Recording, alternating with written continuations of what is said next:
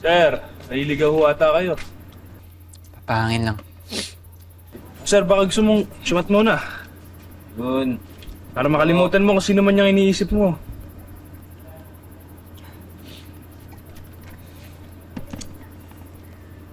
Ayun oh! Kumakasita ka sa pag-inom ko, akala mo kung sinong santo. Ikaw din pala. Like father, like son. Good job!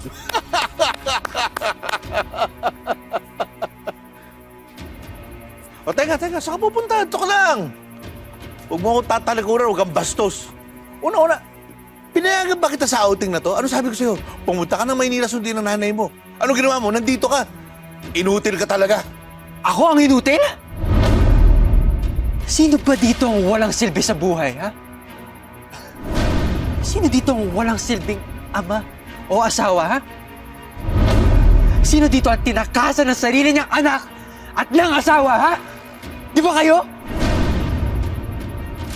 Di na babalikin si mama pa.